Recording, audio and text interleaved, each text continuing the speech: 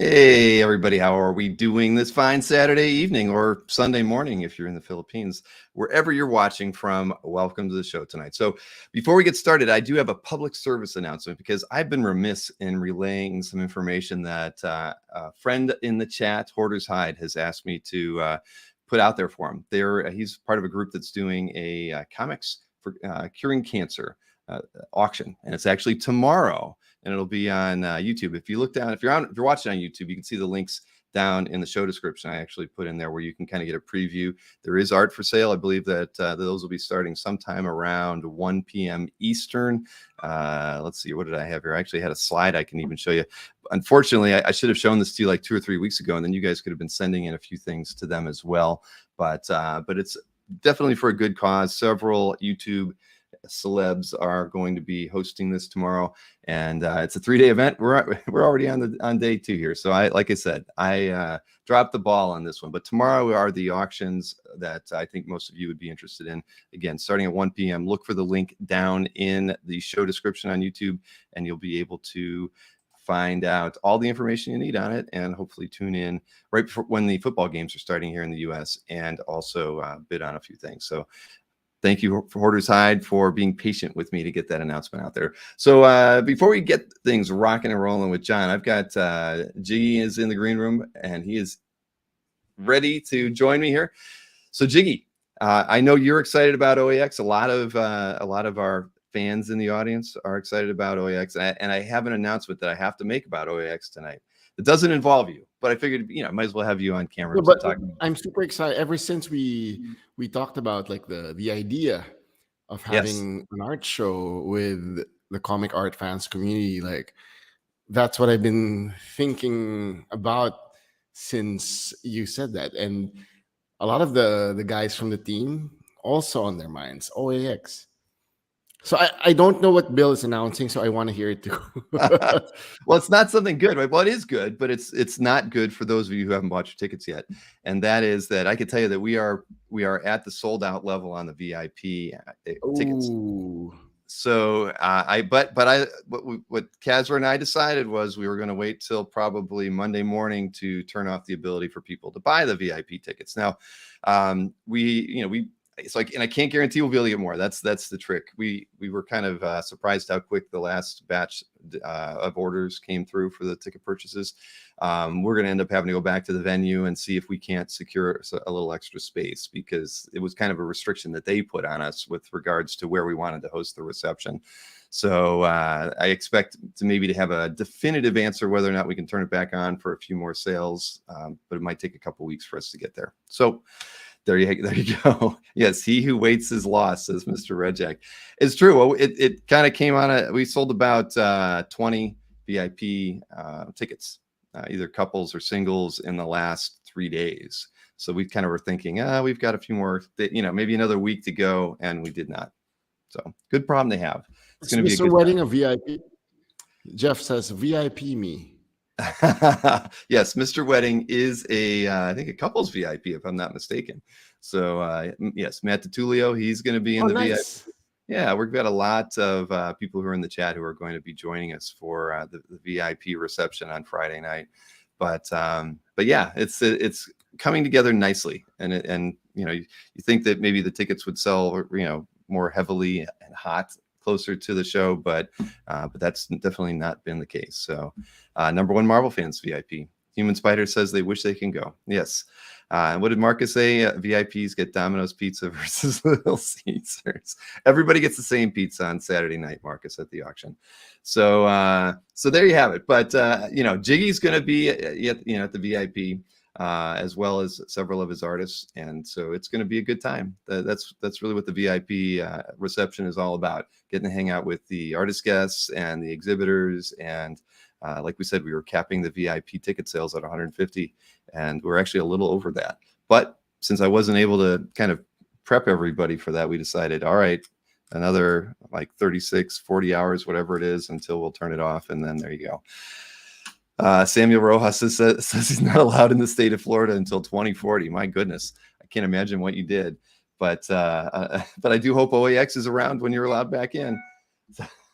Anyway, all right. So without further ado, the man of the hour, of course, is John Amor. And we put together a special intro. In fact, some of Jiggy, well, at least one of Jiggy's artists kind of submitted some of the material for this, but I kind of ran with it and decided John needed a special intro all of his own before we bring him into the show. So here we go.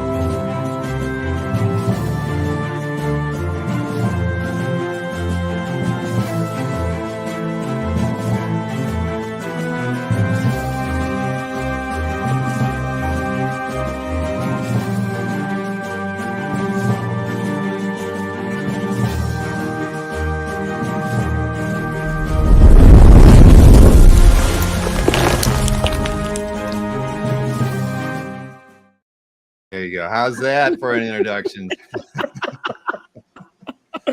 Surprise, Johnny. That was a lot of work. That looked like a lot of work. Hey, for you, John, it never feels like a lot of work, my friend. Oh, very kind. Hello, everybody. Good evening. Good morning. Yes, welcome to the show. So, Jiggy, who was the team member who kind of instigated all of this? Elvin Ching. Yeah. Is Elvin going to get something from John now? I wonder. We need to get Elvin. So. I don't know. What about me makes him think Game of Thrones? Does a random person die every time he sees my art? I don't know.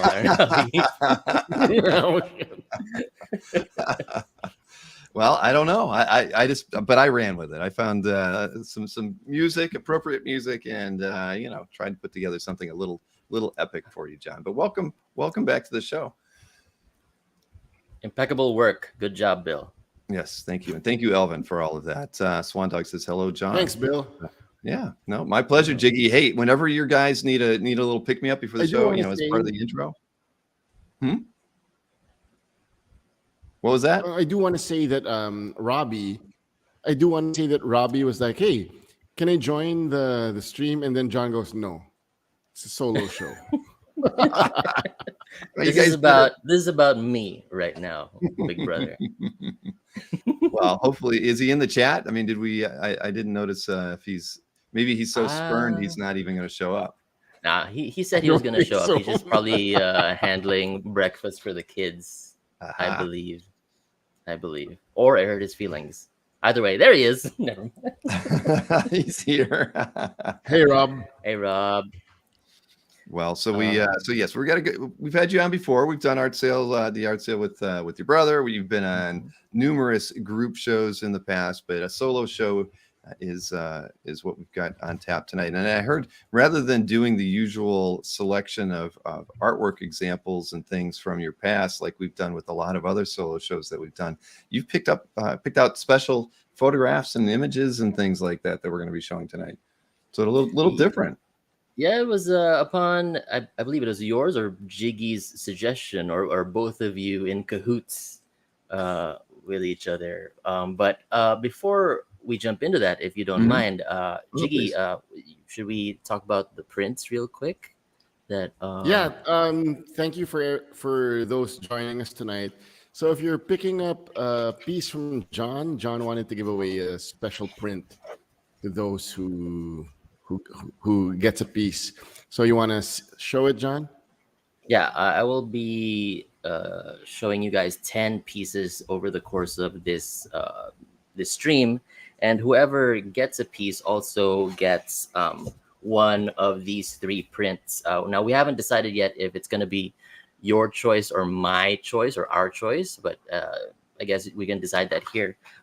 These are all scratchboard style prints, but digital. This first one is of Immortan Joe from the Mad Max film, and this other one is the headshots of the mechs from Evangelion, if you are an anime fan. Very nice. And this third one is something I titled St. George and the Dragon, just something epic and fantasy and cool. And I just wanted to work on it scratchboard style. So, yeah, if you are picking up a print this evening, you are entitled to. Sorry. If you are picking up a piece of art this evening, you're entitled to one of these prints. Yes. Very Yeah. nice. I think There. we should do that more often. I like, little giveaways to go along with the art purchases. Very fun. Mm-hmm. So Yeah, That was so John's John- idea. and just so you guys know that John, I had nothing to do with selecting these images that are coming up with that idea. It must have been all Jiggy. He's the one who has orchestrated this. No, we sent it. Oh no, I picked the images, but it was Jiggy's idea to bolster Change the it up a bit. discussion with images. Yeah. Understood.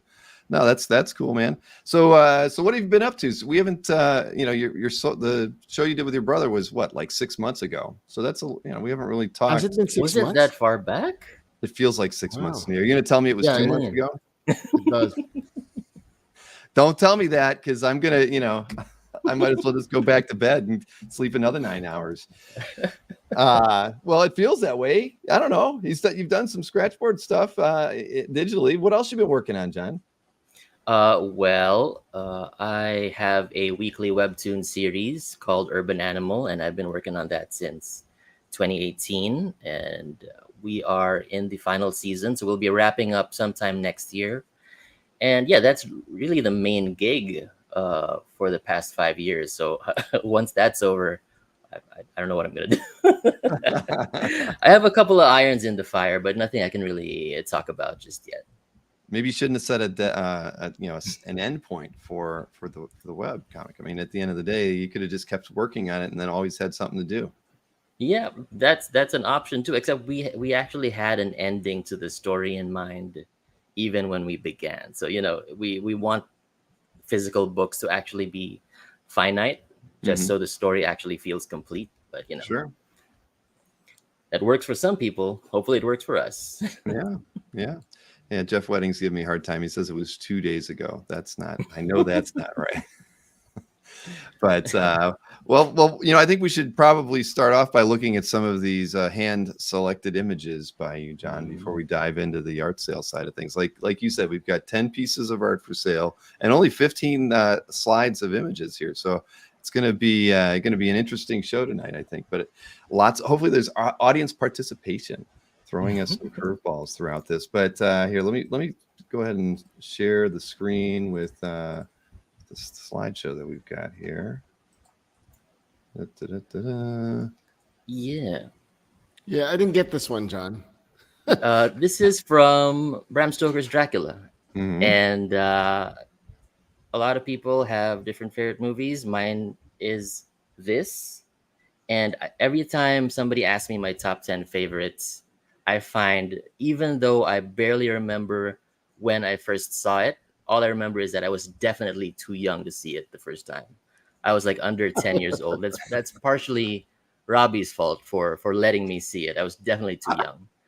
And it remains one of my favorite films still. And to this day, it informs a lot of my art style. Even though I don't necessarily really do horror art, I find that the way this was art directed really informs a lot of like my composition choices and like how I play with light and shadow. So if you have read the Magnolia books, you guys have both seen this movie, right? Jig, I Yeah, know that you're a little I younger actually than me. rewatched it a couple of weeks ago on Netflix, and people just really make fun of the British accent of Keanu Keanu. here. Yeah. But it was really well directed, and the production quality of, like, for a 90s movie, like I think it still stands the test of time. Sure. I saw it when it came out, and I've been wanting to go back and see it again. So I guess if it's on Netflix here in the States, I guess I'll be watching it soon then, because I've been wanting to. I can't remember it enough to say that I could critique it any longer. You've only seen it once, Bill? I've only seen it once. Sorry to say. I've probably seen it too many times at this point. I've got a few guilty pleasures like that as well. And, what are they? They could be like Jay and Silent Bob. I've probably seen that 100 times. Horror movie wise, I think I've probably watched Alien close to 100 times. Wow. Aliens for me, the second Aliens too. Yeah, well, probably both about the same. And let's see. First, Predator. I love the Arnold version. Get to the chopper, Bill. Exactly. Let's see here. So that's something that informs you. Then what have we got here? Oh, Urban Animal. Oh yeah, this is just an image, a banner image for one of the previous seasons of Urban Animal. If you guys don't mind me gushing about the series a bit, like I said, we've been working on it since 2018, and we are lucky enough that on Webtoon, we do crazy numbers over there. We have a subscriber count of 500,000 plus. Wow. Readers. Yeah. Dang. Which is like, and somebody, just to put it in perspective, somebody told us that a lot of publishers would kill for those numbers, like regular comic book publishers. So we are very lucky to have that sort of reach. The downside though is that it's mostly younger people reading it because it's a phone platform. They read it on their phone, and it's a vertical scroll comic. But the way we see it is that we are fostering a younger generation of readers that will eventually, become regular comic readers, and that's the hope. Interesting. I guess I could take some pointers from you. I mean, I only got 5,000 subscribers here on the YouTube channel, and you have 500,000 on your on Webtoon. That's pretty well. Hey, underage or not, that's still pretty impressive.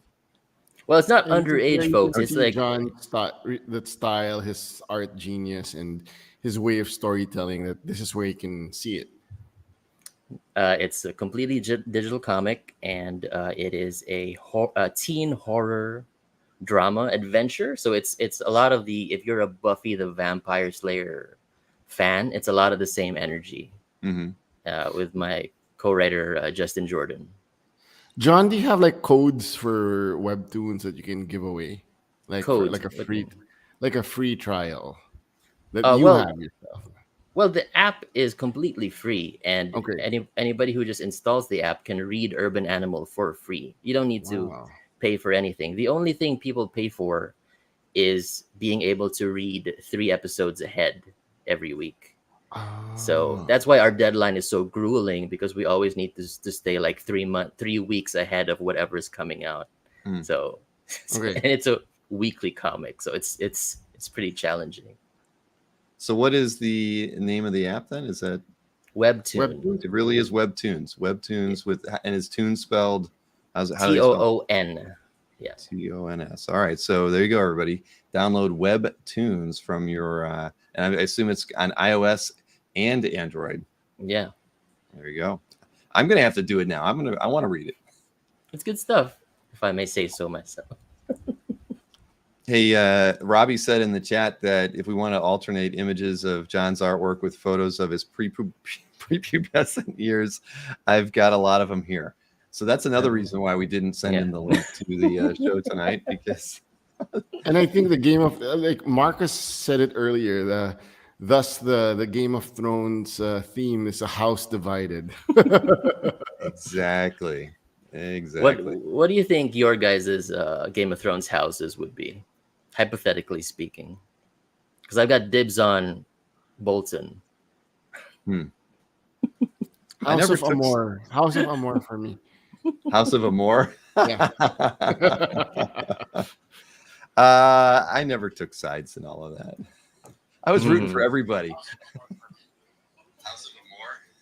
I don't know. I guess I don't know. Did you guys watch the newest show? What do you mean? House of the Dragon? House of the Dragon, yeah. I haven't yet. I've been a little traumatized by the final season, so I don't know if I'm ready to go back to that world just yet. I wasn't too happy with the final season, but everybody says the House of the Dragon is good, so maybe I'll give it a try. I thought it was pretty decent. Yeah. It was better than the last season. That's for sure. But hey, you had to wrap it up somehow. I wasn't that unhappy with how it wrapped up. House Crotch is from the South, says Marcus. So thank you, Marcus, for informing me of that. Let's take a look at a couple more of these images before we get into the art sale. And I did see there was a question from Draven wanted to know, how do we just bid in the YouTube chat? No bidding, actually, Draven. Everything, the 10 pieces of art we're going to show you today will be, they're all fixed price. So what you'll do is and they're all numbered. There's 10 pieces of art. They've all got, they're all numbered 1 through 10. If you see, when we show the slide of the artwork, if you want to buy it, you just type claim and the lot number after it. So claim 1 if you like the first piece, and first person in the chat that claims it gets gets the art, and you'll be emailing Jiggy after the show, and he'll arrange payment and shipping with you because all the art is in the Philippines. But we'll run through all of that when we do the first round of pieces of art for sale here after we show a couple more of these. So tell me something about this one. This is at Manila Comic Con in 2011. With a over K. 10 years. Yeah. Comic Con with a K.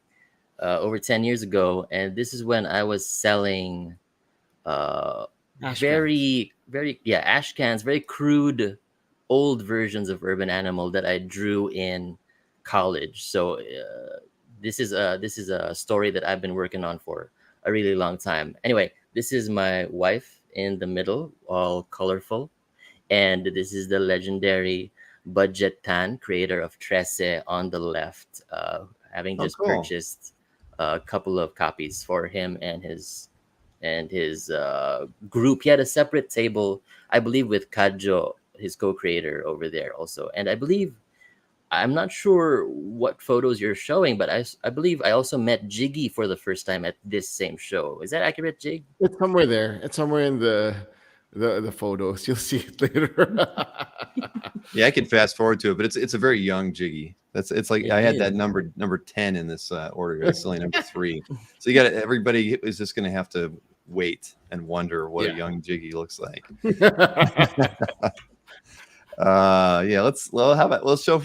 Let's show 5 of these. We got 2 more, and then we'll start showing some art for sale here. So this is your influence map. I thought this was pretty interesting. You got some pretty strong creators that have influenced you or continue to influence you. Yeah, this was a fun thing that people were putting together a while ago on DeviantArt. Remember DeviantArt, guys?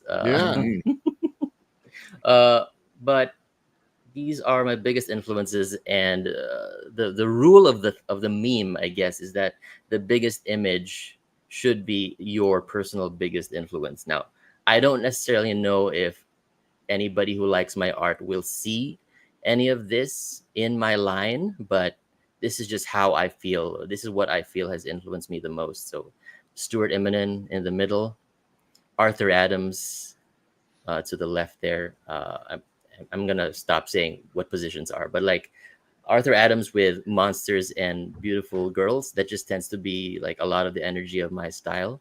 Mm-hmm. And I just want to point out Mike Wieringo real quick, because like the late great Mike Wieringo, when I first became friends with Eric Canetti and I had him review my stuff, he told me that a lot of my work reminds him of Mike Wieringo, and I took that to heart, and like I basically ran with that, and that informs a lot of what I do with my work currently. And there's also Stan Winston. I love monster movies, and his studio just tends to do the best ones. Kevin Maguire, R.I.P. Keith Giffen, Frank Frazetta, late Jason Pearson as well, Joe Madureira, and Mike Mignola. So they need no introduction, but this is basically 90s comic fan starter kit, and it still works for me today, so I'm taking it with me, you know. Perfect. Yeah, Samuel Rojas mentioned something we were talking about. Love Eric, and the Ink Pulp podcast is a fun watch with Sean Crystal. Yeah. I've got a lot of catching up to do. They're on like episode 250 or somewhere around in there. It's 150. Is it 150? I've guessed it a couple of times on there in the past couple of months. upon Eric's behest, and it's a fun time. Good show. Very cool. So let's see here. We'll look at one more of these, and then we'll sell. We'll show off some artwork for sale. In the, I believe in the 70s in the Philippines, they actually made a No, I think Batman. 80s, 80s. Is it the Because 80s? I saw that as a kid. Oh, you did? I I did. never got to see it, but they made a Philippines-based Batman movie back in the 80s. And this gentleman right here is Joey De Leon. He's one of our premier Comedian. comedians. Yeah, from that generation. And so he started Batman in that film. So to celebrate something like what would it be, the 30th anniversary, something like that, of the movie, and to commemorate it because Justice League or The Flash just recently came out. Uh, his son commissioned this piece to help commemorate the film, and it was a fun time, and it got me a lot of attention, and it was a fun project, and yeah, I hope to do more stuff like that moving forward. And I think I never got to see the film though. I know the son too. Like Joey's son, Jacko, is a buddy of Jacko, mine, and Yeah. we were classmates in elementary school until high school. And he said that I was asking him, so is it really part of the DC multiverse? And it's some way, somehow, he said yes, and they got the permission to do the movie. So it's called alias, as an alias Batman, En, like N Robin. So a lot of Filipino, like a lot of Filipino humor in that movie. And yeah, so John, I think Robbie did another piece.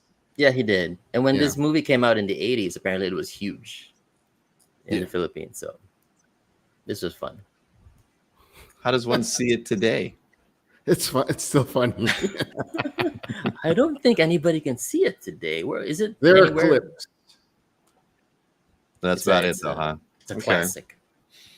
Well, I'm envious of that jacket he's wearing. I think that's pretty damn cool. I want one. It's pretty slick, yeah. Marcus says it's in Elseworlds. Yeah. Oh man. So let's show off some art for sale, right? How about we do I don't know, we'll do three, 3, and 4. That's how we'll kind of break them up that way with the slides that we're showing, like we always do here when we're doing the next comic art sales. Let's see here. So I'll show the slide. As everybody knows, as I've already said, the artwork is in the Philippines. So there's a flat rate shipping from the Philippines, $50 via DHL. Jiggy packs things amazingly and has a fast turnaround. And the great thing with DHL is they ship pretty quickly as well. I mean, as everybody knows, we've worked with Jiggy on the mystery sketches for the past since we started them. Is it three times now that we've already done them, Jiggy? It feels like it's been that long, but maybe it feels like it's been more. And asking everyone, if you haven't signed up, please do sign up for a mystery sketch. We're thinking of having like a random raffle. If you get a mystery sketch, you can commission anyone from the team for that same price. Like, it doesn't become a mystery though. Interesting. Yeah, Kazra and I have been kicking around some ideas for the May show as well. So we should probably include you in those kicking around sessions, Jiggy, when we're doing that. But what I was going to say is that whenever Jiggy tells me that the mystery sketches are in the mail, they're literally at my door within 2 or 3 days. So you'd think international shipping wouldn't be that quick, but it works out really, really well. It has been faster with DHL recently. Good. Yeah. So there you have it. So like we mentioned earlier, to that question that Draven had, you'll see the artwork. Everything's got a lot number. I'll say it's lot 1 and it's priced this. You'll be looking at the artwork. You just have to type claim and the lot number in the chat. Be the first one to do that, and the art is yours. So very, very simple. So we'll go ahead and just get. Bill, also, yes, we have another show next week. We do, I'm glad you mentioned that. Yes. So if you're still here with us, exactly a week from now, we're gonna have a Spider-Man related art drop. So since we had so much fun during the Batman Day drop, I believe it was EC Harris who said, "You should do this monthly with Bill." Like, okay, let's do it. So the theme for October is Spider-Man, and then for November we have that special panel, and it's going to be all about the X-Men. So a lot of Cyclops for Marcus. I've heard of Spider-Man.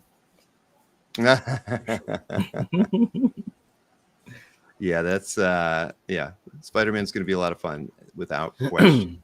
So I saw Marcus said, "Can these ship with the mystery sketches?" Well, the mystery sketches ship from me, so that the answer to that would be no. Because But Marcus has some orders, so I'll just ship those orders. That's true. Marcus. You can do it that way. I like that. But hey, any way to save on shipping? If you've got other, because Jiggy, you're always doing art drops too. So if somebody's already got a purchase out there with you, it may, you should just put them together, save on shipping. Put them together. There you go. Start a pile, as we say on Dueling Dealers. So John's getting anxious here. We got to show this artwork, get things started here. So let's go ahead. Now the first few, and I think that we're going to show in this set, they're all 9x12s.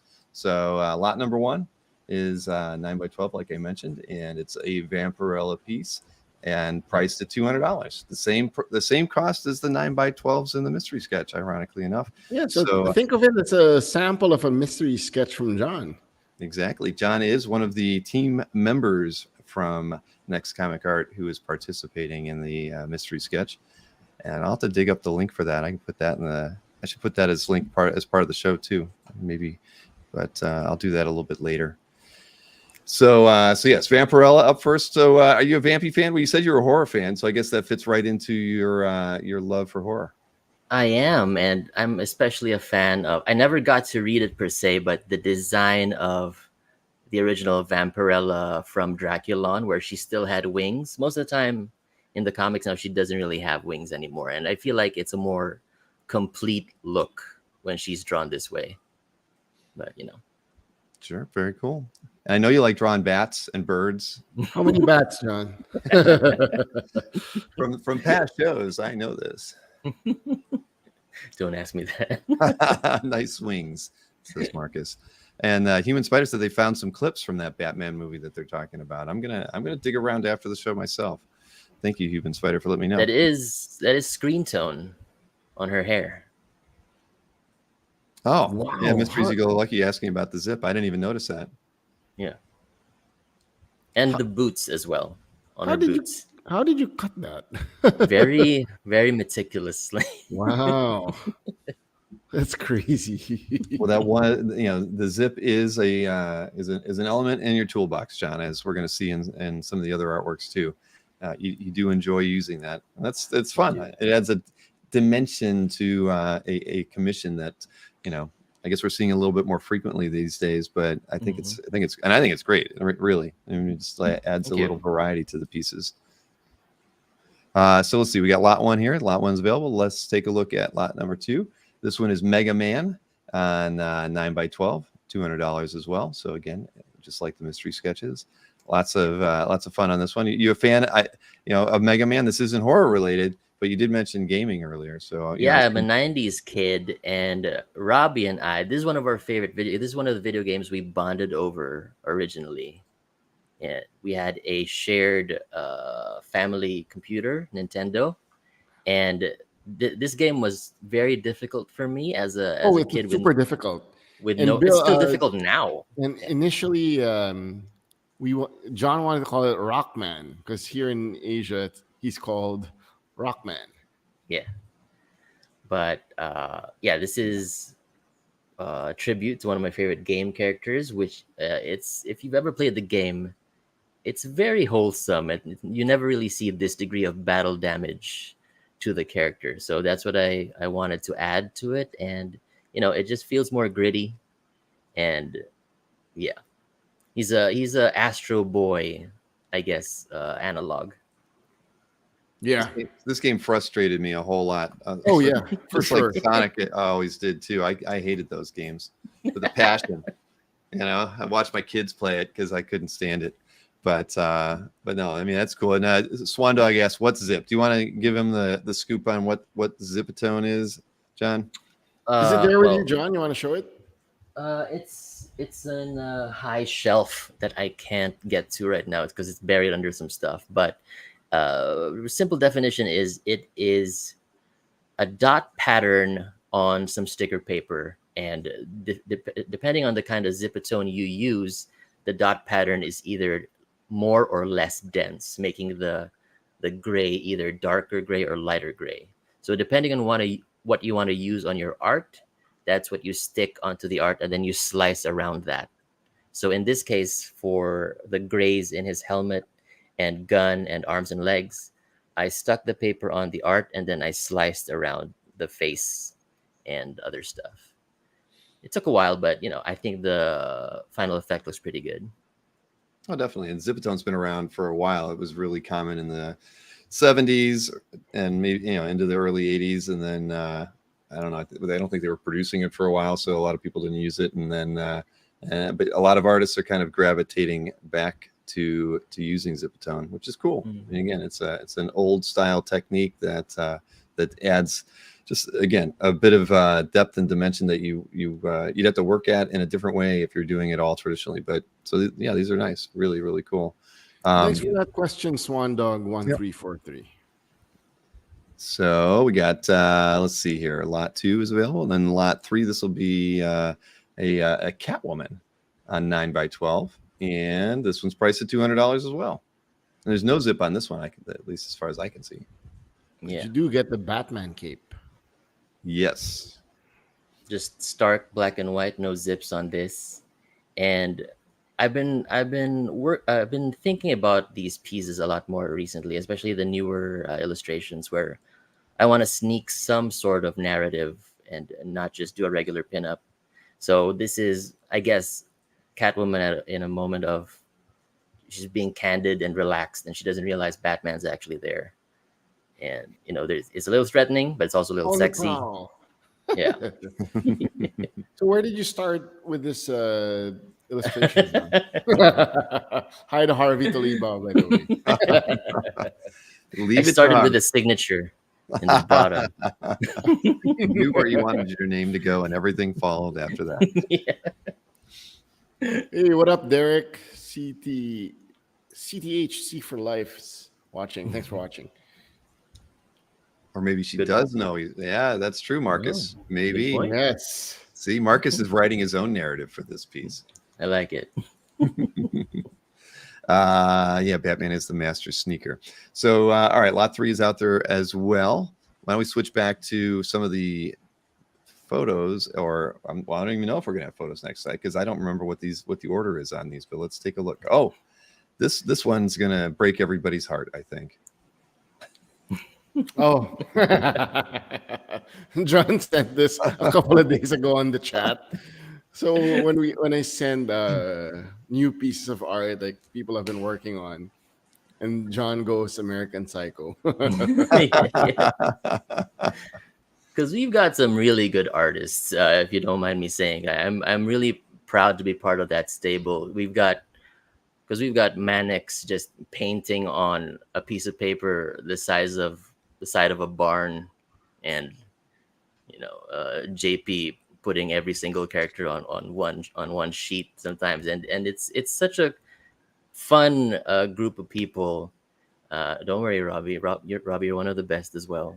I love you so much. but yeah, every time I see somebody post new art, it's challenging, most importantly, and it's driving, but at the same time, it's frustrating as well. Everybody's so good, so it's tough. Hey, that's what they feel when you show your art. I hope so. I try my best. Well, Jiggy's formed basically his own studio at the end of the day, where you guys get to feed off each other, and you're not in the same place, but that's the vibe I get from the group. We've had you guys on as a team numerous times, and you can tell by the way you appreciate each other's artwork when we're showing it that's the way you guys operate. I think it's great. Yeah, it sucks that John lives on another island, but here in Manila, sometimes we just hang out and grab dinner. 2 weeks ago, I met up with Jim Jimenez, Ellery, and Sawi, and they were all trading stories about coloring. So you'll see like improvements from Jim with coloring because he asked advice from Ellery and Sawi. Hmm. Yeah. And some people are just shy to ask. Like, there was an artist who goes, Jiggy, can you ask Jim what type of ink he's using? Like, why don't you just ask him yourself? That's what the group is for. So I made a separate chat, and yeah, so John wasn't that art. No, there was a guy, like, and then they hit it off. It's cool. Well, let's see. Oh my gosh! So this one I have. You got to tell me what this one's all about. This is from my wedding. We surprised everybody with a sudden break in the music where we were supposed to have our first couples dance. So it started slow, and then we got the record scratch, and then it shifted suddenly to Daft Punk, to everybody's surprise slash horror. If Robbie is still around, he remembers. Did Robbie What join year was in? this, John? What was that, Jig? What year did you get married? 2011, Okay. a while back. So this was here in Davao. Yeah, I'm not sure if Robbie's still around, but yeah, this was fun, and we knew that people were watching because yeah, it was the first couples dance. But then when the music suddenly stopped, everybody thought it was some sort of technical malfunction, and then Daft Punk kicks in, and then everybody's in on the joke, and it's a good time. But yeah, Love I it. just wanted to share that. Did you put the sunglasses on after Daft Punk started, or were they already on? I don't remember what the logistics be were, after. where we were hiding them. Well, at least you remember the year you got married. That's the most Mhm. important part. Mhm. Yeah, this was my very first attempt at digital scratchboard. For those unfamiliar, scratchboard is a uh, reductive medium where you start with a black canvas, not blank, but black, and then you draw with white. Basically, you scratch the ink off. So what you end up with is a piece of art that seems like it's just emerging out of the darkness. And then I had just seen the first Guardians of the Galaxy, so I decided to try my hand at Nice. scratchboard. This was a bit of a challenge for sure. There's definitely a bunch of rough spots to it, but I'm certainly still happy with this piece. And one day I would like to try like actually doing it traditionally. Uh, it takes a long time based on some videos that I've seen, but I feel like it's super striking. The medium is so striking that it's worth at least trying out at least once. I'm sorry, I forget the artist's name, but the cover artist for Neil Gaiman 1602, I believe, used scratchboard for Hmm. the covers. I'm not sure who that was. Didn't Felix sell some of their art, or am I Yeah. mistaken? Yep. Felix did sell those. Yeah, I think I mentioned the name Ruth Sanderson to you once before. Very good scratchboard artist. That's the only thing she works in. It's pretty good. Wow. She's set up at IX this weekend in Reading, Pennsylvania. So let's see here, a couple more, and then we'll get back to the sale. Hey, you didn't draw this. No, I did not. This is special mention for Robbie, but we can move on. Robbie is the first person who I ever saw drawing in my life. So I was like 3 years old, and the first time I saw it, I literally thought it was like magic, basically making movies on paper. So to this day, seeing Robbie draw Star Wars is a core memory. So it really influenced me, and he should really be part of that influence map, to be sure. Very nice. Now, do you have some of your brother's artwork in your personal collection? Oh yeah, do you have his art? I actually don't, and he doesn't have any of mine either. So we don't really need. And do you think we need to trade, me and Robbie? Well, I mean, you're both artists. It'd be kind of cool if it would be interesting to see which pieces you owned from the other one. But now we know you don't. Neither one of you have a piece of the other's don't. artwork. We should rectify that, or I'll have him draw something he would never draw. Something difficult, something actually like out of his wheelhouse. House divided again. Marcus said it. All right. Let's see. What do we got here next? And you mentioned Ringo earlier. Mentioned Mike Wieringo. He's still one of my top 10 favorite artists. And this image specifically, because I think Fantastic Four, I've told Jiggy this, Fantastic Four is my Marvel book. The Jiggy's a big Spider-Man fan. This is the book I relate to the most in that it's not really a superhero book. And I'm a big sci-fi reader, so anything that feels like a family drama but set in the Marvel universe, but somehow also like lost in space, I'm in. And who do you relate to the most? Johnny. He's a bit of an asshole. Pardon my French. Well, he's always trying to be humorous, and he does that fairly well. There was a really interesting piece of art we showed on the CAF update a couple weeks ago. You probably didn't see that, but I'll dig that up and send it your way. You might not have Johnny as your favorite after I do that, but I'll dig it up. Oh, I remember. I know this one. You know the one, yeah. I saw this one. Yeah, I know what you're talking about. Okay, I'm making with a Ben in the middle. What's that? Ben in the middle, and then Johnny. Yes, exactly. Yeah, I know what you're talking about. Yes, I'm making a note right now. This will be after the show. It was on Heritage. It sold on Heritage. I wonder how much it went for. That's the real question. But the question is, who bought it? Yeah. Everybody. Well, probably many people in the chat know what we're talking about. But hey, here is that photograph. Look at this. So this is 2011. 12 years ago. Urban Animal. There was the idea of being a rep wasn't even a twinkle in his eye at this moment.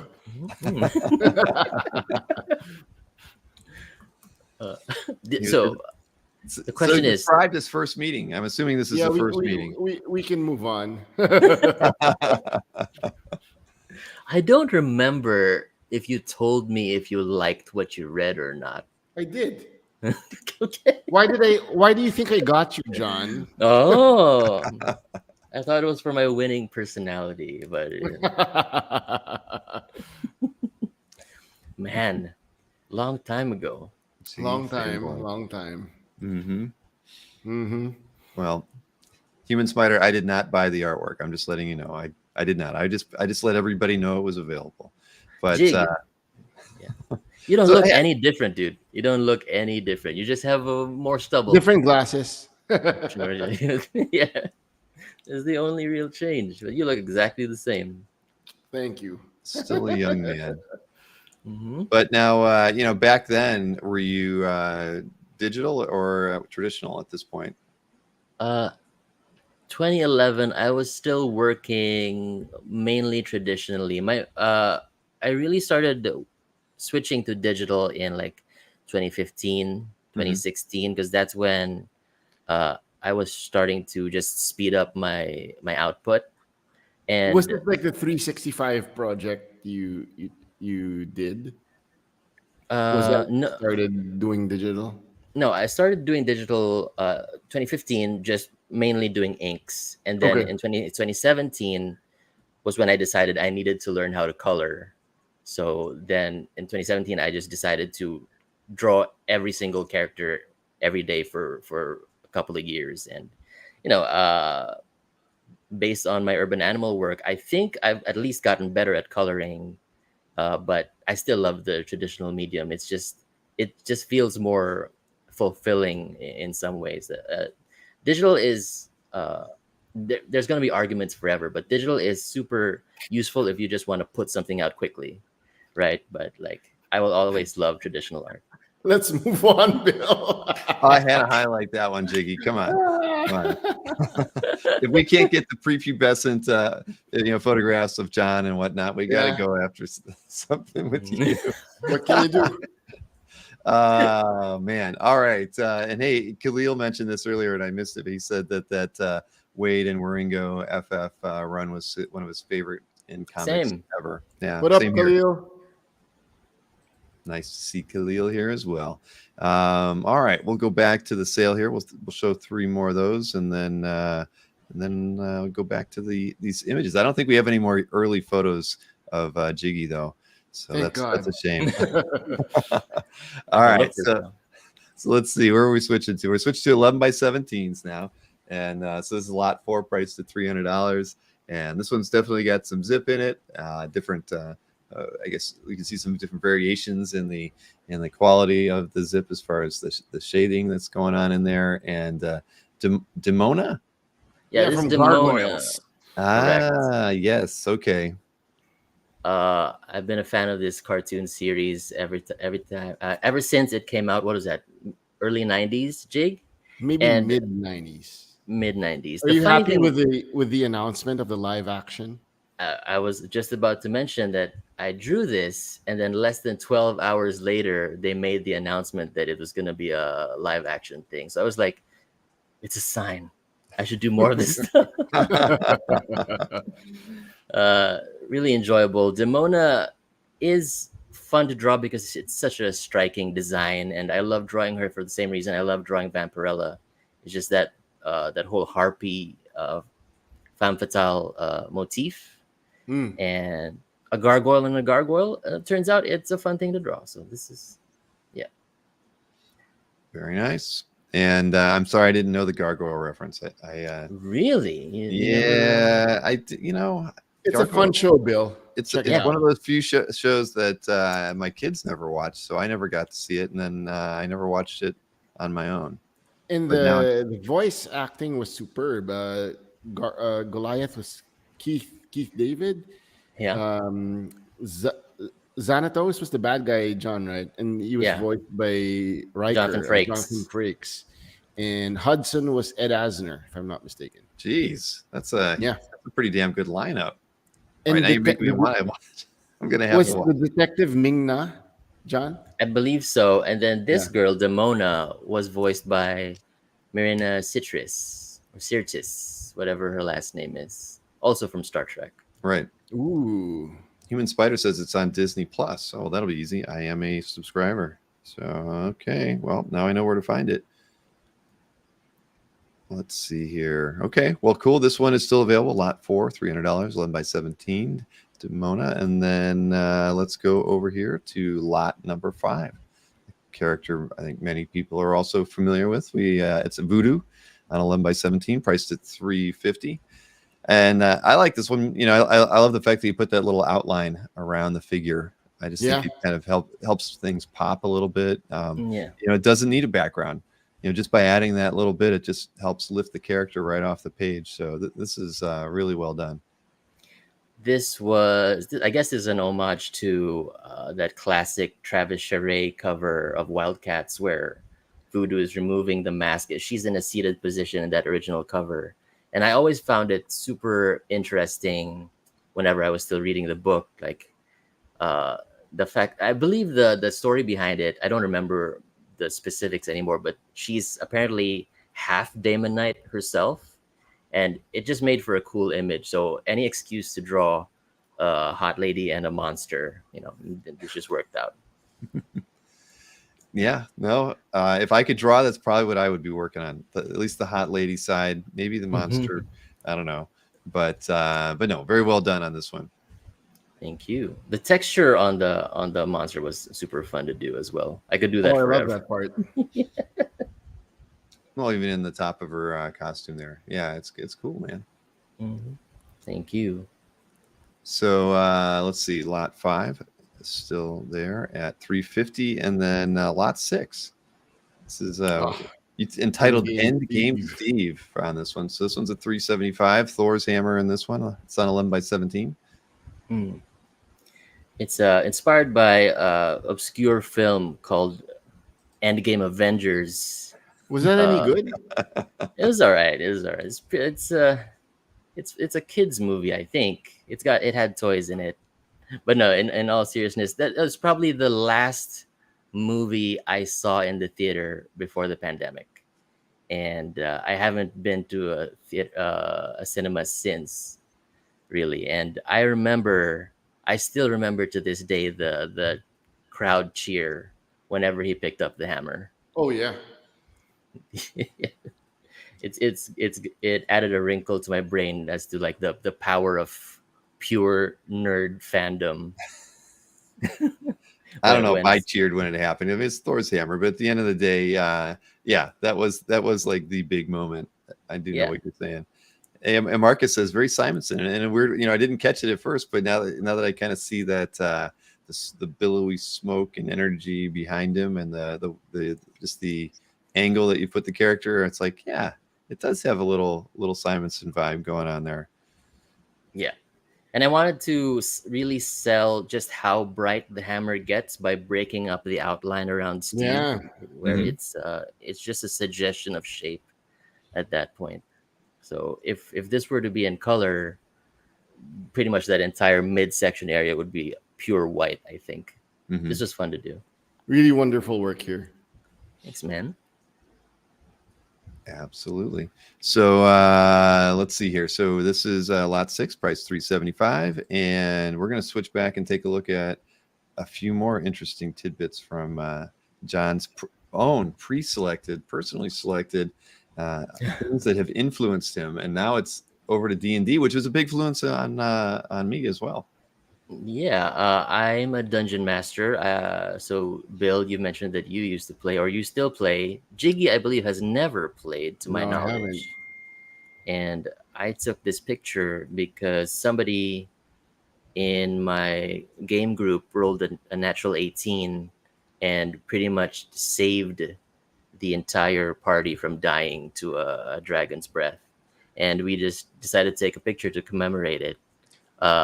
In case you don't know how it works, Jig, if you roll a high number in a perilous situation, it increases your chances of succeeding in whatever you're trying to do. Okay. And I believe somebody was casting some sort of like sanctuary spell to prevent everybody from burning to death, and he needed to roll a 15 or higher, something like that. So his chances were pretty low. So saved their life. And because the game would have ended right then and there if they all died, but they saved it. So I took this picture and it commemorates that. That was a fun time. Bill, are you a dungeon master or do you play? I just played. I wasn't. Well, I can't say that. Early on, I did do dungeon master, but I wasn't. I didn't feel like I was as good at it as I could have been. So I switched over to playing. My daughter does dungeon master these days, and she says she's no good at it, but everybody that I've talked to that plays with her says she does a great job. I barely play because I feel like dungeon mastering is my forte. Just putting everybody in peril all the time just scratches a weird itch that I didn't realize I had when I see people react to the scary situations I put them in. It's weirdly sadistic, but it's very satisfying, creatively satisfying as well. You should host a game for the collectors one of these days. You've been suggesting for the collectors. I thought you meant for the next group. I don't know who plays. Yeah. We've got a bunch of shy dudes. Or we can invite Bill with the team. Yeah, I'd do it. I'd be happy to join. Run a fun one shot. This is our banner image from our old blog, Tres Comiqueros, which is an old podcast I used to host. And it started in 2008. It ran all the way to like 2013, 2014. It was just me and my buds. And we called it the #1 comics discussion podcast in the Philippines, because at that point, it was the only comics discussion podcast in the Philippines. So, there's no lie there. But then we quickly had competition because Jiggy had his own podcast as well. Marvel it didn't last long like you guys. Did you ever claim to be the #1? Nope. No. Would you ever reconsider going back to podcasting, Jig? I tried, but my ears got affected in such a way that I started hearing ringing again. So maybe I was talking too loudly on the microphone. Jeez, I don't know. that's serious. Hmm. But it's fun. It's podcasting was always fun, and my friends were all comic nerds from all over the country in the Philippines. Who are Uh, the two guys on the left? I know that's Butch and EJ, but yeah, that's Alex and Migs. Migs is from okay. Davao. Alex is from Cebu, where I originally Mm. came from.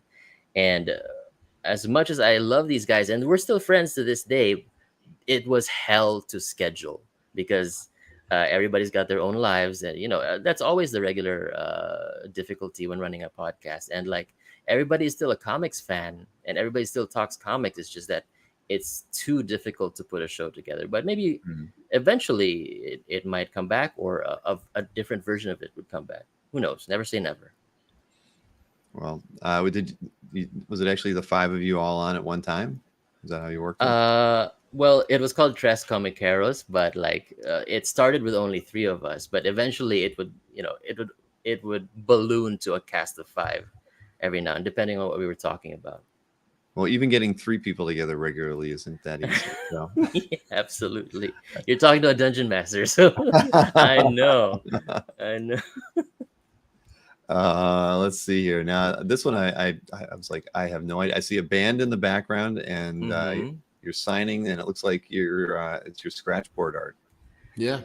This is I forget what it's called, but the cards that go on the back of books, like this is from our Kickstarter for Urban Animal back in 2020, and Mhm. we promised that it would all be signed by the creators. So, as you guys know, shipping was hell in 2020, so I had to sign these separately, send them to the publisher, and then they put it on the books. But it took forever. The process was grueling. But yeah, I signed like 500 of these for the publisher, and I was bringing them everywhere because I couldn't just sit down and do all 500 at once. So this is at my wife's gig. She's a musician, so I would be I would be signing these at band practice, at sometimes at performances, and so I just took this picture to commemorate that. This is back in 2020. So we'll probably be doing this again since the second volume's coming out. Now, did you have that? Was the Kickstarter before the pandemic happened, or were you? Yes, Okay, the so yeah, that's what I was kind of Kickstarter. yeah. Yeah, it was delayed to shit, but like yeah, the books got to people's hands, and now we're gearing up for the second volume. It's all good. Awesome. Book plates, says Marcus and Jeff. Yes, book plates. There it is. And 1 week in the library with Yeah, from Image Comics. yeah. This is a comic I worked on in 2015. I think that's a cover by Fraser Irving. I was nominated for an Eisner for my work on this, and Jiggy was one of the first people to congratulate me when the announcement was made. It was super late at night too, so I was surprised that anybody was even paying attention. And yeah, this was a graphic novella, like basically one trade, and it's a story about a lone librarian in a very Neil Gaiman style setting. I drew the entire book, and yeah, like I said, we got an Eisner nomination for it, and to this day, I'm super proud of it. And Jiggy invited me on his podcast, the other number one comics discussion podcast in the Philippines, to talk about my experience and how I felt about the Eisner nomination. Yeah, which I lost. Well, to be nominated is a victory in and of itself. That's what they say. Absolutely, Yeah. absolutely. Well, that's cool. I mean, and this is right around the time you were transitioning from traditional to digital too. So, was the artwork done on this particular book done traditionally or digital? Yeah, this was still this traditional. book was drawn entirely digital. This is my first Digital. entirely Okay. digital project. I did only inks on it, but yeah, it was a beast because, as you can imagine, drawing a library is a little tedious if you need to draw every single book on every single shelf. But Mm-hmm. yeah, it ended up it was worth it in the end. Cool. Well, I didn't read this one. I hate to say it, but I'll have to find it. Maybe Jiggy can send me a copy of it. I think you can still find it. I believe it's on Amazon. Okay. I think. Let's see here. So this is the last image. Yeah. A lot of people say their favorite Image book is Spawn or Wildcats. And while I do love those books, Savage Dragon was my Image book. In the same way, Fantastic Four is my Marvel book, Savage Dragon is my Image book, because it's created by one guy who is basically, Eric Larson, who's basically just reinventing his childhood comics. And he talks about that in the back matter of this thing. And I distinctly remember being like 12 years old, reading my first Savage Dragon trade in my family's van, waiting for my sister to come home from school because we were heading home together. And so we had no phones yet. This would have been the 90s. I was reading this in the dying afternoon light, so I could barely read anything. But like, I just loved the fact that this was all like super pulpy, but also like it's grounded in the way that I guess Batman is, but it's so pure in that it's so childlike or toy-like, if that makes any sense. But I still love Savage Dragon now. So, what are your guys' favorite Image books from the original 7, if you remember? I got Spawn, Spawn. and yeah, I wasn't reading comics when Image was first came out. Really, really. Yeah. Believe it or not, when they first came out, I wasn't buying comics right after college. So from around 90 until about 96, that's a big, So I missed Jim Lee X-Men run. I missed a lot of interesting things that happened in comics. So I went back, and I guess probably would be Spawn was the one that got me. I never I tried to get into Savage Dragon, but it just didn't work for me. But I like Eric Larson. I mean, I thought the character was cool and everything. I just didn't. The story just wasn't for me, sadly. But and Wildcats, I hate to say it, never read a single issue. Ooh. Wow. Am I in trouble for that one? No, My I don't goodness. think so. Hey, Well, I missed Excalibur too, so I did get yelled at for that. People sent me like a trade paperback from the beginning of it so I could brush up on it. to be fair, and you tell me if this is a hot take, a lot of people were buying those books not really to read them, but to look at the art. I think Wildcats, especially, Spawn, The- Gen 13. The first Wildcats book I got, like as a kid, I was like mind blown because wow, the characters here are quite sexy. There's Zealot being taking a bath with her handmaidens and all that stuff. I forgot what issue though. Well, hey, I wish I was reading comics. It would have been interesting to see which ones I would have gravitated to, because I'm sure I would have done that. I saw Human Spider mention that they were so jealous of the folks who got Larson sketches at New York Comic Con. To me, he was like one of the guys you saw lots of happy fans around. Eric, right? He did do a lot of sketching, and I feel like I haven't seen him at a show in a while like that, where people were picking up art from him, but mainly just getting sketches. He seemed to be having a really good time. Let's see here. And Human Spider also mentions that they never read the Image stuff at all, but the characters look neat. Yeah, I should try drawing some Savage Dragon stuff. I've never actually drawn any Savage Dragon fan art. It'd be fun to do. Wasn't Fairchild in one of those Image books? Gen 13. Gen 13. Okay. Yeah. See, I didn't read that either.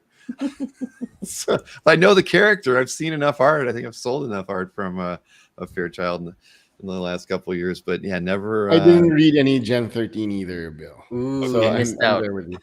You missed out. All right. Well, hopefully Dave Kopecki's not listening, because I know he's a fan. He says that came later. Okay. All right, Marcus, I get it. All right, cool. Well, we're going to get back to the art sale side of things here. We got 4 pieces to look at, and then I think that's all. We've got 10 pieces tonight here. So we're going to take a look at lot number 7 next, and all of these next were all 11 by 17. So this is lot 7, priced at $400. And Psych, look at that. He right between the eyes on that thing. I mean, Wolverine probably cleaved the head off of that Sentinel, but Cyclops is erasing his memory banks with that shot right there. Hey, Aaron White, thanks for breaking the ice. Oh, Thank you, nice Aaron. pickup, Aaron. That is a good one. And again, this one you get the zip. You can see. Yeah, on Cyclops himself. This image is I watch a lot of YouTube as I work, and I was watching, don't ask why, but I was watching ballistics videos where they were shooting like these gel torsos, and they were testing some submachine guns where like the entry wound is small, but then the exit wound is huge. So that's sort of the principle that I applied here, where Cyclops shoots the Sentinel head right between the eyes, but then basically blasts out the whole back of the head. I thought it would make for a cool image, so really I happy like with it. this. Well, everybody knows I'm a Cyclops fan, and what did I recently pick up? I picked up a piece of an animation cell from the X-Men cartoon. Yeah, yeah, yeah. It had Corsair and Storm in it. But yeah, this is awesome. And this is the costume version I always prefer. So And John, this was the first piece you did, was it? For this batch, I No, it believe. was or were the two characters. Yeah, it might have This been was the one. other one. This might have been the first X-Men, though. Yeah. Yes, yes. Mm. cool. Well, thank you, Aaron, for picking this one up. We'll take a look at lot number 8 next here, and it's another. Cyclops is trying to take credit for Wolverine's. I wasn't going to address that one, but fine. You read it. That's Yes. funny. I don't know why Marcus just has a thing about Cyclops, but here we go. Another X-Men character, lot number 8, Savage Rogue and a T-Rex on 11x17. Wow. Thank you, Aaron. And Aaron came in just ahead of Swan Dog, 1343. Price of $400. Thank you very much, Aaron, and also Swan Dog for coming in there. One thing I would tell everybody, and I did forget to say that at the beginning of the show, is there is a live button in the lower left-hand side of the screen here on YouTube, if you're here on YouTube, and that helps you kind of move maybe a second or two further along in the chat sometimes if you're not in sync with YouTube like the rest of the people in the chat. So if you want a competitive edge, or at least to be even with everybody else, that's always a good thing to do, to click that live button. So congrats to Aaron on that one. Yeah, and this one's I like this one a lot. Who doesn't love Rogue in that outfit? So here's John with hot ladies and monsters. I'm seeing a pattern. Yes, I'm seeing a pattern, guys. All right, well, let's see here. Let's take a look at the last two that we've got here. So we've got lot number 9 at price of $475. This is done horizontally, and it is Spidey versus Venom on 11x17. I love the zip use on this one, because I think it just helps highlight the characters a lot. But I really like the way you kind of did the shading and the rubble in the background too. Hey, Matt DeTulio, thank you so much, sir. Oh, very nice, Matt. You. So somebody asked earlier, I think with lot 1, about how difficult it was to slice up Zipatone for Vampirella's hair. This was infinitely more difficult because there's a bit more sculpting involved with the muscles and how light bounces off of Venom specifically, because he's a little shiny around the edges there. It's funny, Bill. John was showing me work in progress for this one. So goes Jig, how much for this one? And then is it done yet? And then it goes, not yet. Then let's wait for it to get done. Well, you knew you were onto something, John. That's why you're that's got to be a good feeling when you're working on something. You're like, I know I got it. It is a good feeling, and it just adds to your energy. Sort of like, if I always believe that if you're a fan of what you're working on, other people feel the same way when it comes out. So, yeah. Well, thank you, Mr. DeTulio, for picking this one up. We've got one more to look at here, and this is lot number 10, a Web of Spider-Man with how many characters do we got on this thing? We got 11 headshots on this thing. So this had to be fun to do. When I showed this to some people, they were like, "Jiggy, you got to get this one." And then, if someone does, I'll buy it if someone doesn't pick it up. These are fun. There's Well, been I suggested like John, why don't you do like I love your faces, so I think you should do something with Spider-Man and There it the is. Thank you, cast and Gabe. crew. Thank you, Yeah, this Gabe. was. Thank Can I you for buy the it from you, idea, Gabe? Jig. Thank you so much for the idea, Jig. It's not really something I put a lot of thought into the way I draw faces, but it just worked out that way. Like I don't really think of what I do as illustration more, but more like cartooning, in the sense that I like to exaggerate certain facial features. So like they're kind of cartoony characters in a way, in the sense that they don't look like the standard comic book face. I think anyway. So I love they the goblin, the lizard. The only JJJ's facial expression is spot on too. But Bill, before John proceeded with the piece, I sort of gave a suggestion to give Octavius this a smirk because he was mad. Like I think you should do like a smirk where he's arrogant and then yeah, I'm better than you, Peter. yeah. The original Great, version great. had Doctor Octopus grimacing in the originals, the pencil sketch. So it's a good call. Another Yeah. example of Jiggy art directing us. He's describing exactly what it is that he'd like to buy. But I like the fact that he left the the pencil work in there too in the background on Spider-Man. That's just a nice touch as well. I mean, because you could have gone and inked it all, but I think that's fun. And then I don't know, my favorite. I mean, Spider-Man's cool, but I like the Craven. Craven's done really well. Thank you. My favorite on this was Goblin. Yeah. You said it was the lizard. Lizard was after that, but Goblin, I feel like Yeah, I like grew I on like me. the smile on the goblin. Yeah. Yeah. So Gabe, I'm really jealous of you for getting this one. Well, thank you, Gabe Carino. That was a good Thank pickup. you. Thank you, There, everyone. went back on. There we go. So that was that's good. Hey, we got all four of the last four done. We only have the first six that we didn't sell any on. So I can recap those for everybody so they know which pieces are still available. Now, how are you going to handle the print side of things? Are you going to let them pick, or are you just going to do a random kind of in with the packaging? Well, let John decide. I figure, just a reminder, the prints are this Evangelion piece, this Immortan Joe piece, and this fantasy dragon style piece. Now, if you are one of the people who claimed a piece of art, and if you want to think about it, you can specify to Jiggy when you get in touch with him which piece you would like, which print you would like, rather. There you have it.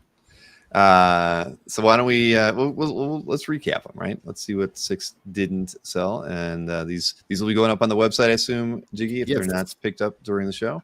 So we have the Vampirella, which was lot 1, priced at $200 on 9x12.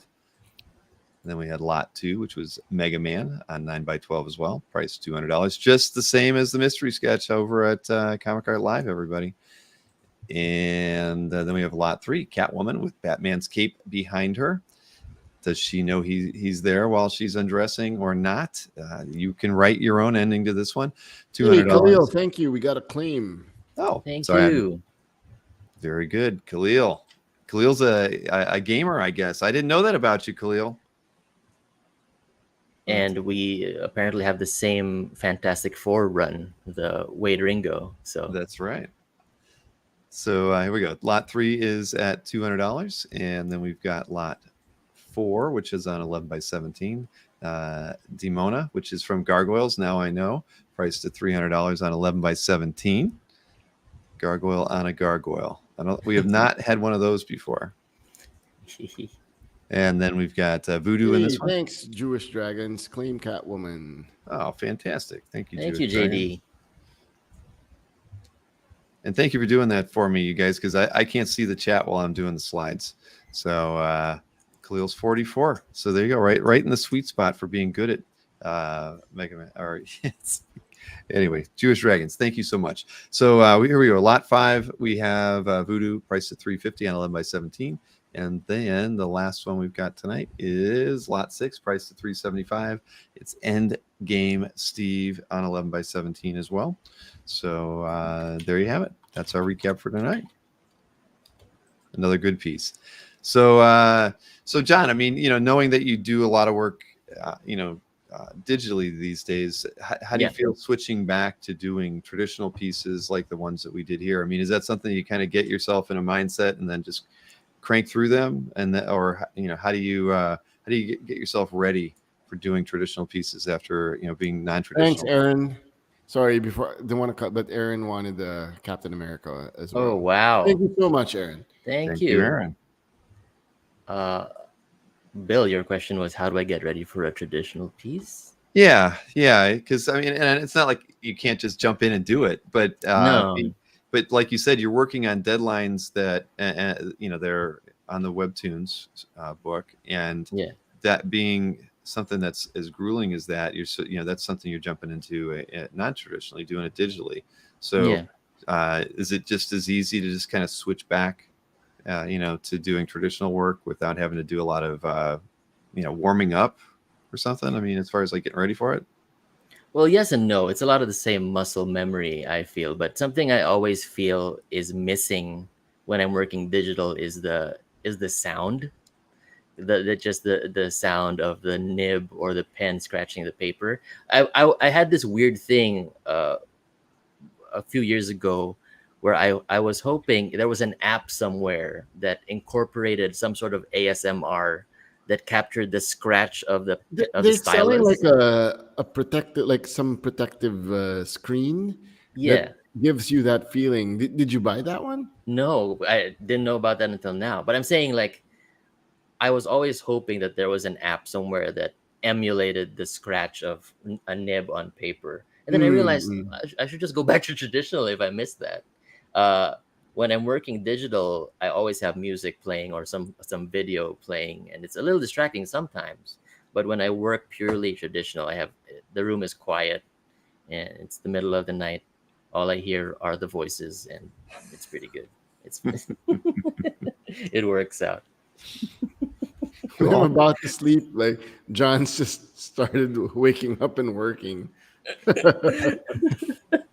Like just the other night, Miguel Mercado worked 4 hours on Face of Silk. Like he's so OC, and I said, "Go to sleep, Miguel." And then John goes, This was 1 a.m. "Yeah," right? and 1 then a.m. what? It's the best time. Just getting started. Yeah. So I arose from my coffin. I was like, it's time to work, guys. John got props from that Bram Stoker Dracula movie. Like he has that coffin, I think. Oh, that's his yeah, bed. I think I'm going to watch it. Well, since it's the season, I've been trying to find horror movies to watch. I was watching the Fall of the House of Usher on Bill, Netflix. if you don't find it, watch Gargoyles. Watch Gargoyles. Okay, well, it's Disney Plus. I know I should be able to find that one easy.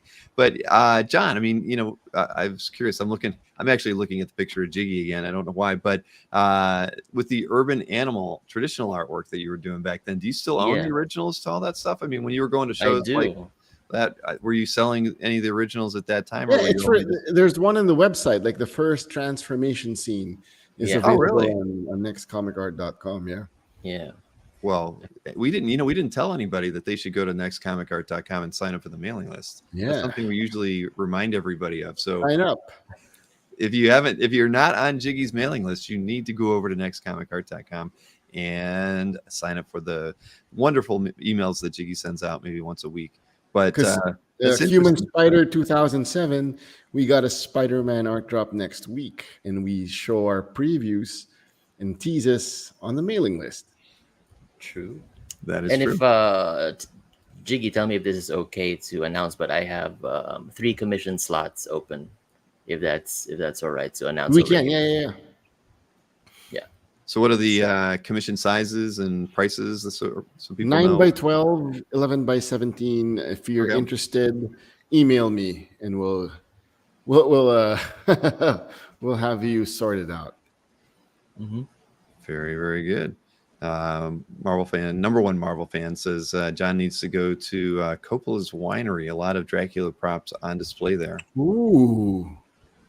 That would be pretty Huh. cool. In a winery. Where is that at, number one Marvel fan? Where's the winery? I've actually never heard of that. Yeah, what state? Because John was supposed to go this year, right, to meet To North Carolina. I was supposed to. with Mr. Canetti. Yeah.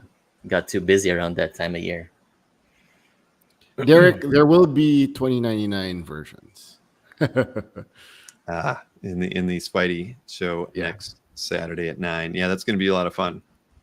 And then, of course, we have you guys on as a team during Comic Art Live.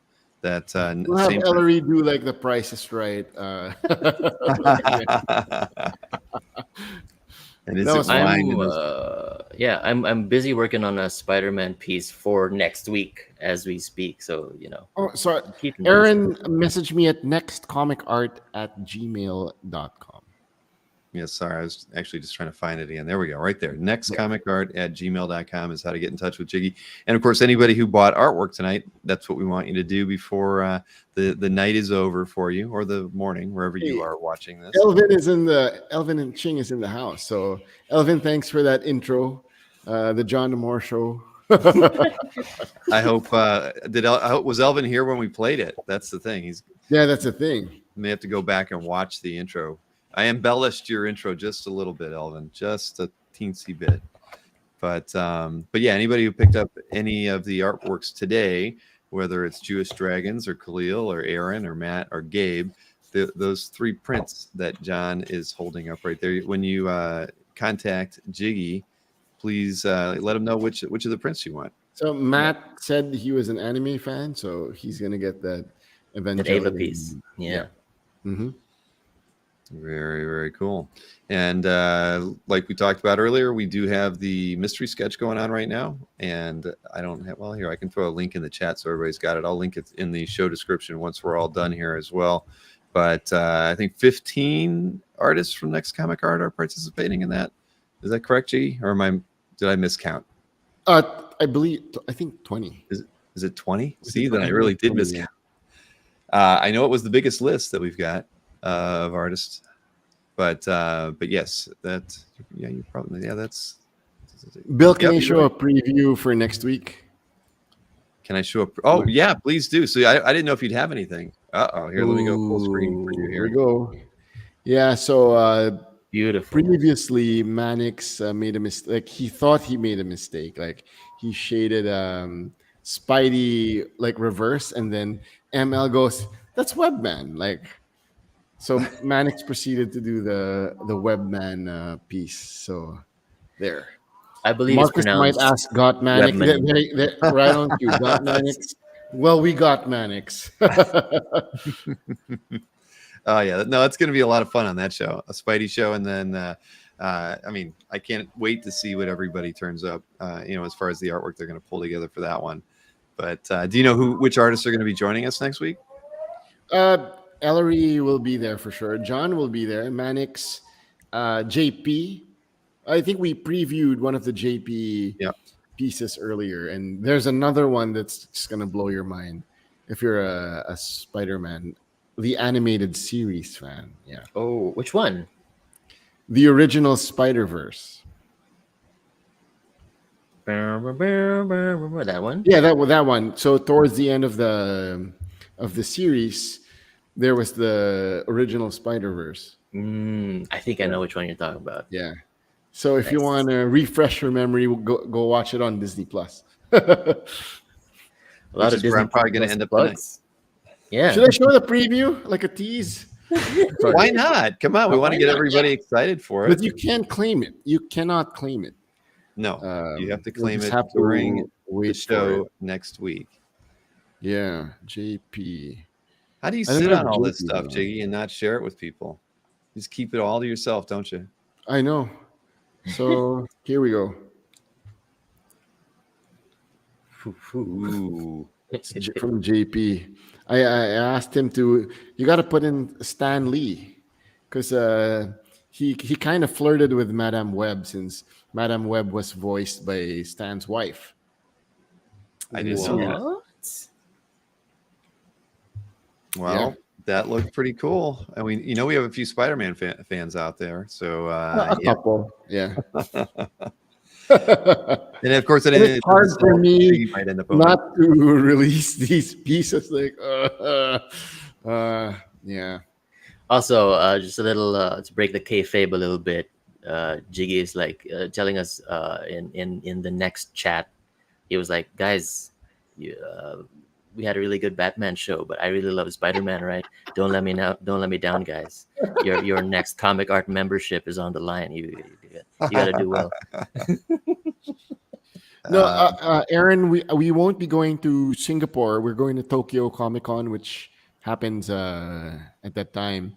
But one of my artists will be a guest at Singapore Comic Con, Vaughn. So if you want it, you want to claim it there and save on ship and wait till December, let me know in the email. And then Derek, the size of it's 11 by 17. Red ball pen entered the chat room. That's what JP said, like for the cross hatching. Like, you gotta see it in person. It's crazy. Crack the whip, Jiggy. That's his nickname, Crack the Whip. Is that what you guys say about Jiggy behind his back? Yeah, we call him Jiggy CT Dubs for short.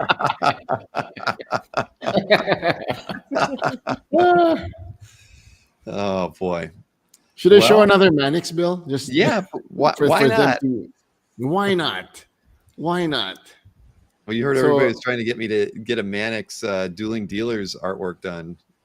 I'm toying with the idea. I've never seen like a Mannix being resold on Dueling Dealers. No. He about you Mannix actually doing a painting or a piece of artwork with myself, Mike, Anthony, and Sharon. Oh, and then doing like a. Well, I'd probably do a T-shirt. I think that might be kind of fun. Something, I don't know. Depending, I guess it would depend on what Mannix ended up doing. But here, let me go full screen. So the color, like it's the aqua. Sorry, there. You'll just have to wait and see.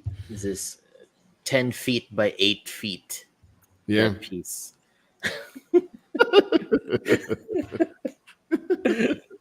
Well, it could be huge, but I don't know.